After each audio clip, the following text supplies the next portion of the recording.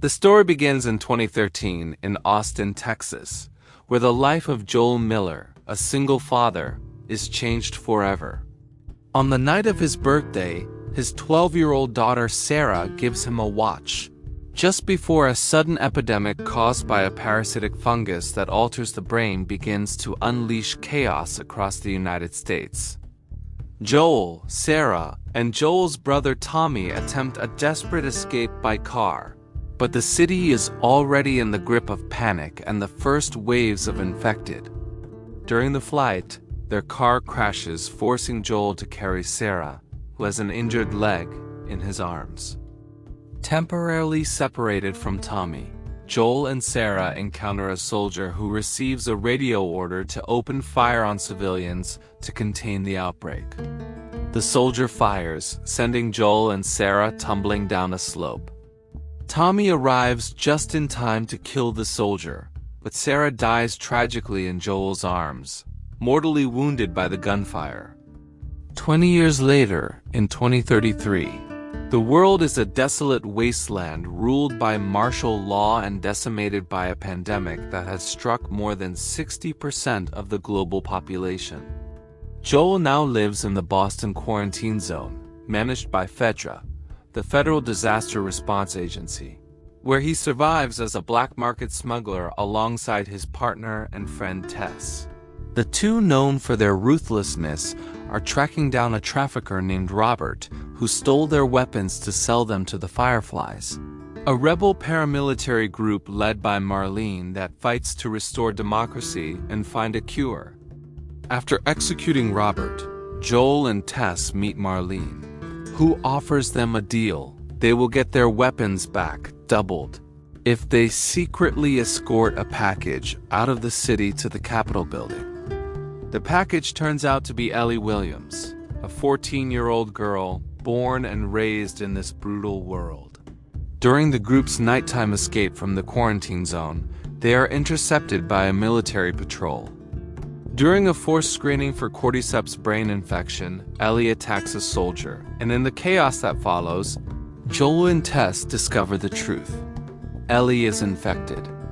However, Ellie reveals that her bite is 3 weeks old, which should be impossible, since anyone else would turn in less than 2 days.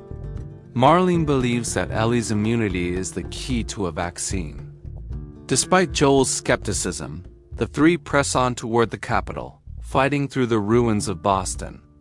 When they arrive, they find that the Fireflies who were supposed to meet them have been massacred by soldiers.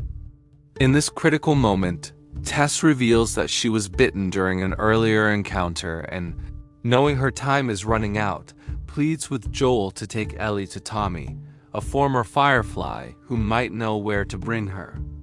Tess sacrifices herself, staying behind to slow the arriving soldiers and allowing Joel and Ellie to escape. Joel, initially reluctant to bond with the girl, decides to honor Tess's final wish. To continue the journey toward Wyoming, Joel decides to recover a vehicle from an old paranoid acquaintance in Lincoln, a man named Bill who has turned his town into a fortress full of traps. After a tense encounter and a dangerous raid on an infested school to recover the necessary parts, the three manage to start an old pickup truck. Joel and Ellie continue west alone, but the journey is abruptly halted in Pittsburgh, where they fall into an ambush set by the Hunters, a violent group of survivors. Forced to abandon their vehicle, Joel and Ellie must cross the city on foot, avoiding patrols and traps. There they meet two brothers, Henry and Sam, also looking for a way out. Despite initial hostility, the four decide to work together, making their way through the sewers and a suburb threatened by a sniper and hordes of infected. After a frantic escape, the group takes shelter in a radio tower, but tragedy strikes again. Sam was bitten during the previous encounter and turns during the night. The next morning, Sam attacks Ellie. Henry, in a moment of pure despair and grief, kills his own brother to save her, and then, overcome with guilt, takes his own life before the horrified eyes of Joel and Ellie.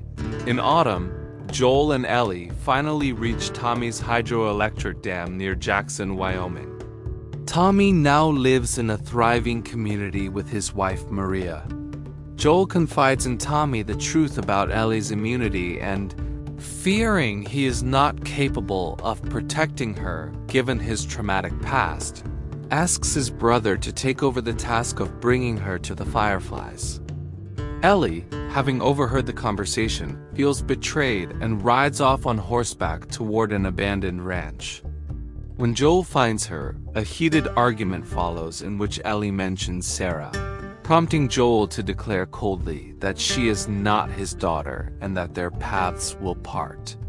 However, after repelling an attack from bandits, Joel has a change of heart. He realizes he cannot abandon her and decides to continue the journey together. The two ride toward Eastern Colorado University, where the Fireflies are believed to have a laboratory. They find the building abandoned, but recover a recorder indicating that the doctors have moved to St. Mary's Hospital in Salt Lake City. As they try to leave the university, they are ambushed by a group of raiders. During the struggle, Joel falls from a balcony and is impaled in the stomach by a metal rod, leaving him critically wounded.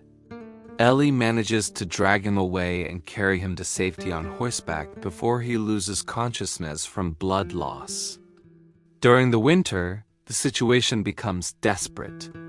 Ellie must hunt to feed both herself and a dying Joel in a refuge among the snow-covered mountains.